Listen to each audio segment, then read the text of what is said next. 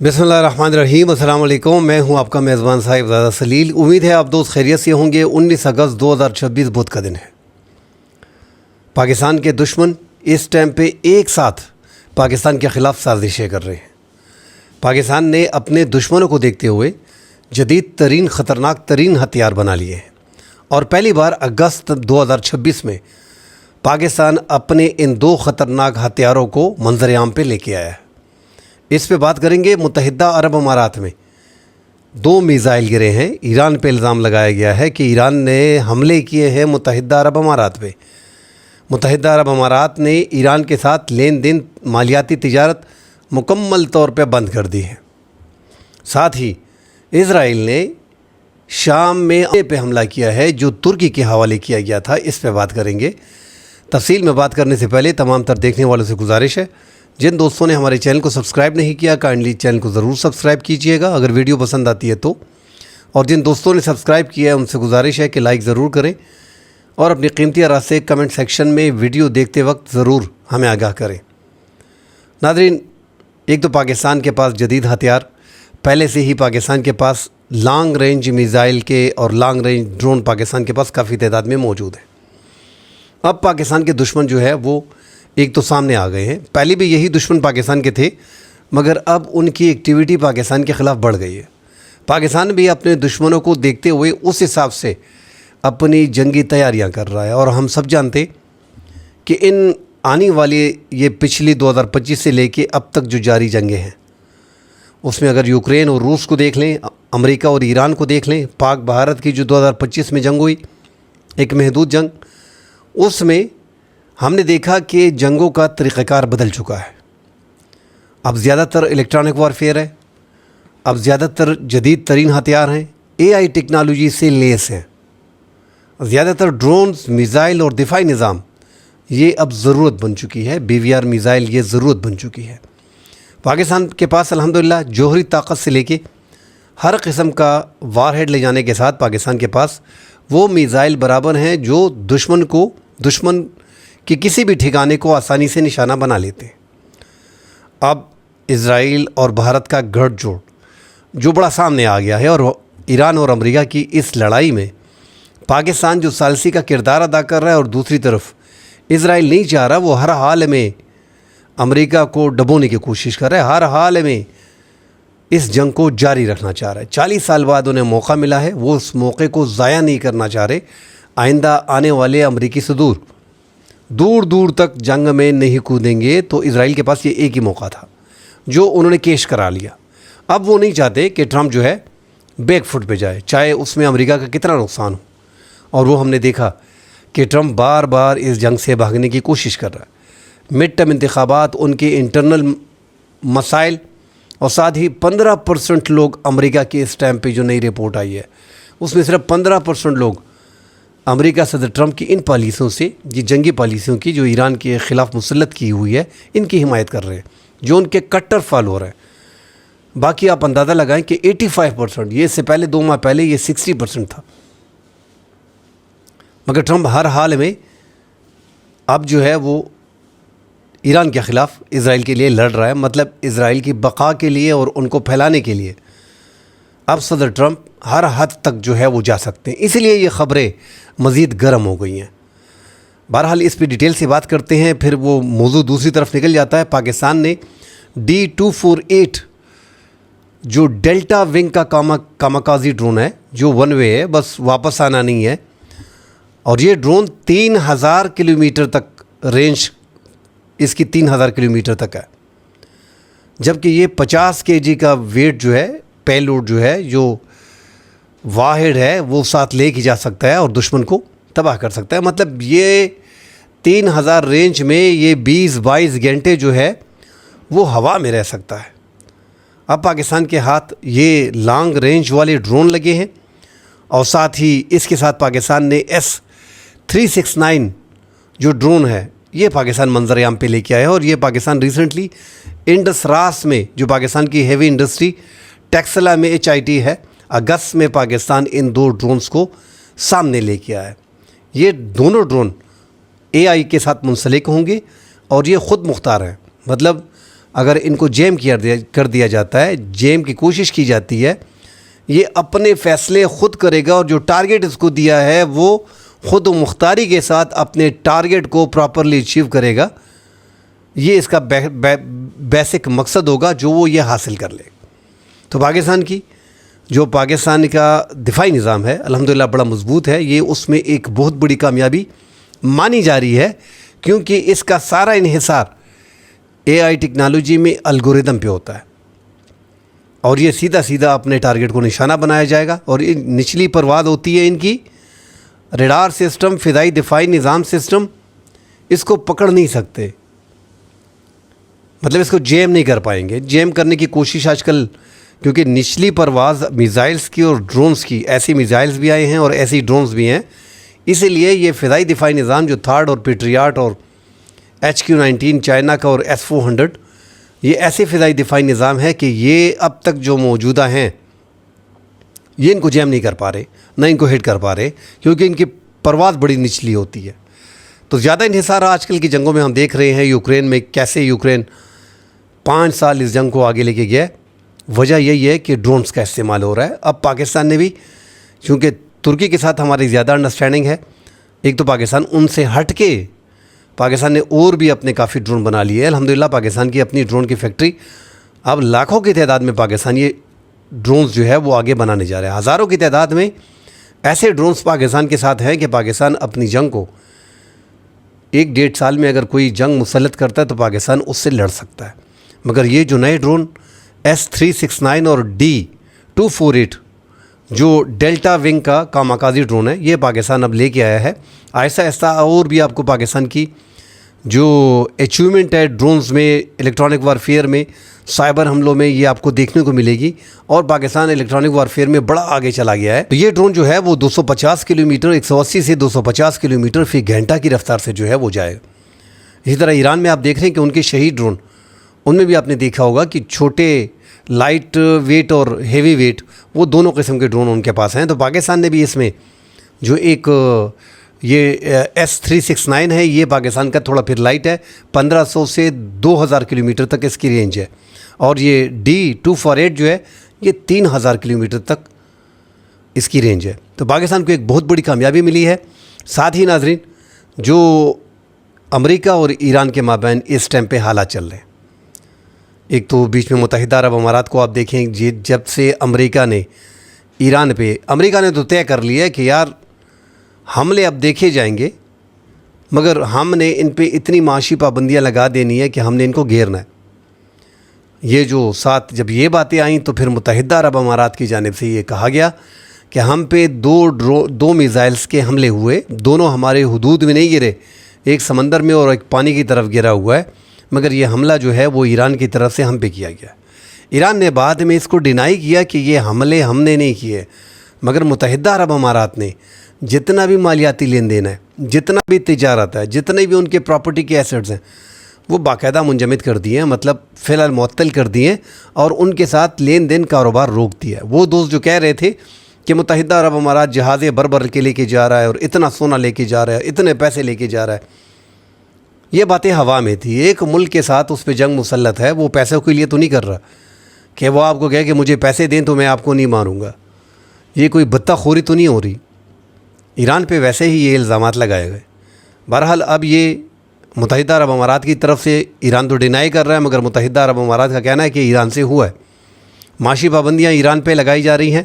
امریکہ کی طرف سے امریکہ کو اندازہ ہو گیا کہ آگے مزید جتنے بھی ہم حملے کر لیں، 6 مہینے میں کون سا وہ حملہ ہے جو ایران پہ نہیں کیا گیا، سوائے ایک کے. اس کی بھی بات چیت چل رہی ہے کہ یار اب یہ ایک ہی چیز باقی ہے. ہو سکتا ہے ٹرمپ غیر روایتی پولیٹیشین ہے، اپنے امریکہ کو اس کی وہ ہار تسلیم نہیں کرے گا اور وہ آگے کچھ بھی کر سکتا ہے، تو لہٰذا وہ جوہری پروگرام استعمال کر سکتا ہے ایران کے خلاف. تو وہ بھی کر کے دیکھ لے کہ اس سے وہ کیا حاصل ہوتا ہے. بہرحال وہ اتنا آسان لگ نہیں رہا. جہاں تک ایران کے بارے میں بات کی جا رہی ہے کہ ایران اپنا جوہری پروگرام بنا رہا ہے. ایران دیکھیں 2 بار فتوے ان کے جاری ہوئے. جب انہوں نے باقاعدہ کہہ دیا ہے، علی آیت اللہ خامنئی نے جو اعلان کیا تھا، فتوے دیے تھے باقاعدہ کہ ہم نے آگے جو ہے جو فتاوے تھے ان کے کہ ہم نے آگے جوہری پروگرام کو نہیں پھیلانا، نہ ہی ہم نے کرنا. اور دوسرا اس سے ہٹ کے جو اسلام آباد کا MOU ہے اس میں بھی شیک نمبر 8 میں اوپنلی کہہ دیا گیا ہے کہ نہ تو ہم کسی اور سے یہ لیں گے اور ٹیکٹیکل ویپن، اور نہ ہی ہم نے خود ان کو بنانا ہے. تو جب کسی اور سے بھی نہیں لینے اور خود بھی نہیں بنانے تو یہ باقاعدہ پھر اس کی وائلیشن ہوگی. اور میرے خیال میں ایران ایسا نہیں کرے گا.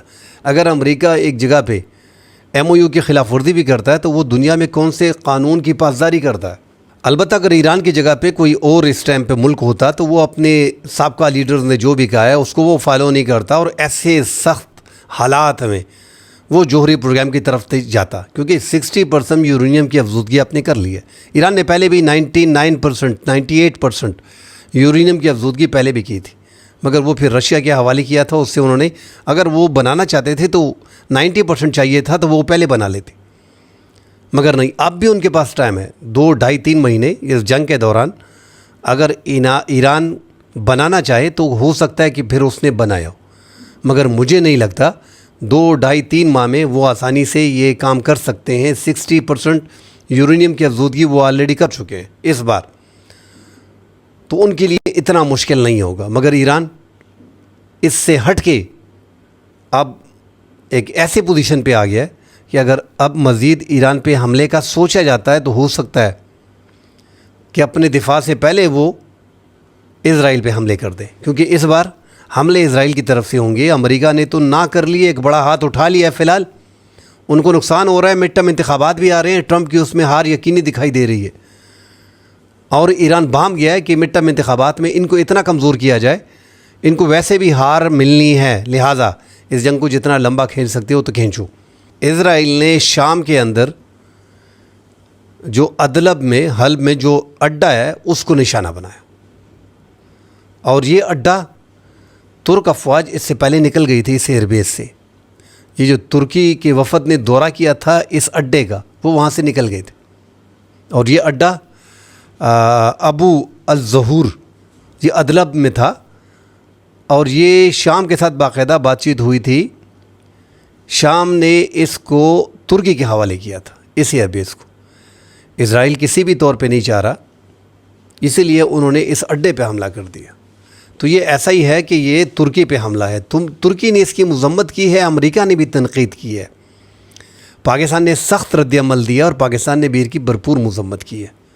مگر اسرائیل کسی بھی طور پہ وہ بولتا ہے یہ ہماری سلامتی کے لیے خطرہ ہے، ہم اس کو اتنا نزدیک یہاں پہ آنے نہیں دیں گے. آپ اندازہ لگائیں، اسرائیل کا ایران کے ساتھ نہیں لگ رہا، ان پہ حملے کیے جا رہے ہیں. شام میں آپ نے جولانی کو رکھا ہوا ہے. وہ دوست میں بالکل ان سے اتفاق کرتا ہوں جو کہتے ہیں کہ یار بشار الاسد ظالم تھا، انہوں نے سنیوں مسلمانوں کو شہید کیا ہے، ہزاروں کی تعداد میں، لاکھوں کی تعداد میں. پھر میں کہتا ہوں کہ اس میں امریکہ سعودی عرب بشار الاسد کے خلاف تھے، ایران ان کو سپورٹ کر رہا تھا. چلو وہ بھی آپ کی مان لیتے ہیں، وہ چلا گیا، اس نے ظلم بربریت کیا، ایران اس میں شامل تھا. ایران صرف یہاں پہ شامل نہیں ہے، ایران نے اپنے دفاع کے لیے اور اپنے لوگوں کے لیے اور اپنے ان اتحادیوں کے لیے وہ یمن سے لے کے لبنان سے لے کے عراق سے لے کے شام سے لے کے وہ ان میں موجود ہے. اب بھی ان کو کھلم کھلا سپورٹ کر رہا ہے. اب دیکھیں سعودی عرب کو وہاں پہ تنگ کیا جا رہا ہے یمن حوثیوں کی طرف سے. میں یہ نہیں کہوں گا کہ اس میں ایران کا ہاتھ نہیں ہے، بالکل ایران کا اس میں ہاتھ ہے. یہ ایران کے ہیں، ایران کی آپ پراکسی کہہ لیں، ایران کے اتحادی کہہ لیں، ایران کے ہی ساتھی ہیں. ایران ہی ان ممالک کو جو ان کے اتحادی ہیں ان کو اسلحہ دیتا ہے. مگر آپ مجھے شام کے اندر جو بندہ آ گیا ہے جولانی، آپ اس کی تاریخ دیکھ لیں اور اس کا اس ٹائم پہ جو ملک کو سنبھالا ہوا ہے، اس کے اسرائیل کے ساتھ کیسے تعلقات ہیں اور کس طرح اسرائیل آئے روز اس کے اندر شام کے اندر حملے کرتا ہے. اور جو گولان کے پہاڑ قبضہ کیے گئے تھے 1967 کے، وہ اب بھی اسرائیل کے جو قبضے میں ہے، کیا وہ گولانی واپس لے پائے گا؟ اور روزانہ کے حساب سے علاقے شام سے قبضہ کیے جا رہے ہیں، لبنان سے قبضہ کیے جا رہے ہیں، اور یہ اوپنلی فضائی حملے کیے ہیں اس اڈے پہ. تو وہاں پہ کون ہے؟ جولانی ہے نا، وہ بدلہ لے لینا اسرائیل سے. ایک سنی مسلمان آ گیا ہے، بہادر ہے، جہادی ہے، تو وہ بدلہ لے لے، تگڑا ہو جائے. اس کے ملک پہ حملہ ہوا ہے، اس کی سلامتی پہ حملہ ہوا ہے، کر سکتا ہے. سوال ہی پیدا نہیں ہوتا. ہر ملک ایران نہیں ہوتا. یہ جو ہم کہہ رہے ہیں نا کہ ایران ڈٹا ہوا ہے, دوستوں کو غصہ آتا ہے.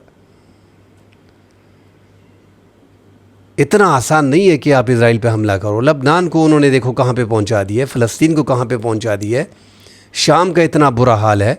جس ملک پہ چاہے, عراق, شام, لبنان, یہ ان کے لیے کچھ بھی نہیں ہے. یہ ممالک اسرائیل کے لیے ان کے سامنے ٹھہرنے والے یہ ممالک نہیں ہیں. یا تو آپ کو مکمل طور پہ اردن بننا پڑے گا. اردن اس ٹائم پہ محافظ ہے اسرائیل کا, اس ٹائپ کا. حالانکہ اس کے ملک میں کوئی معدنیات نہیں ہے, اس کے ملک میں کوئی تیل نہیں ہے, پھر بھی اربوں ڈالر امریکہ پانی کی طرح اس پہ بہا رہا ہے. کیوں؟ وہ وہاں پہ اسرائیل کی بقا کے لیے اس کی سرحد جو ملتی ہے وہاں پہ لگا ہوا ہے, اس کو بچانے کی ہر ممکن کوشش کرتا ہے. تو آپ کو اس کے رنگ میں رنگ ہونا پڑے گا جس طرح اردن بنا ہوا ہے, تبھی آپ کی کامیابی کی چانسز ہے. ورنہ ایک کونے میں اسرائیل نے گھسنا ہے, دوسرے کونے میں نکلنا ہے. اب ایک کونے میں وہ گھسنے کی کوشش کر رہا ہے, مگر وہاں پہ ایران نے اس کو روکا ہوا ہے. وہ جو ہم کہتے ہیں کہ یہ دیوار پار کر گیا تو پھر آگے کی دیواریں وہ پاؤں سے گرا دے گا. یہ ایک دیوار ایسی ہے کہ اس کو گرانا ان کے لیے بڑا مشکل ہو رہا ہے. اسرائیل کا اثر رسوخ بہت زیادہ ہے, طاقت بھی اس کے پاس ہے. اب اسرائیل نے ان عرب ممالک کو ایران کے مقابلے میں لا کھڑا کر دینا ہے. آپ کے ساتھ عراق جنگ کی مثال سامنے ہے, اس میں بھی عرب ممالک نے عراق کا ساتھ دیا تھا, امریکہ نے بھی اور یورپی ممالک نے بھی عراق کا ساتھ دیا تھا. مسئلہ کیا تھا؟ 1975-76 میں جو ان کا اپنا مسئلہ تھا الجزائر میں, وہ معاہدہ ہوا اور صدام حسین نے اس کو جو ہے وہ رد کر دیا 1980 میں, اور پھر یہ جنگ شروع ہو گئی. وہ بھی آبی مسئلہ تھا, شط العرب کا علاقہ, وہاں سے تیل کے لیے ضروری تھا. یہ عراق کے صدر صدام حسین کو لگتا تھا, اور خمینی کے جو بیانات تھے اس ٹائم پہ کہ اس خطے میں ایک ریولوشن لے کے آئیں گے جس طرح ہم ایران میں لے کے آئے ہیں, تو وہاں پہ صدام حسین تو تقریباً سیکولر تھا. انہوں نے پھر وہ حملہ کر دیا, جارحیت ایران پہ ہو گئی.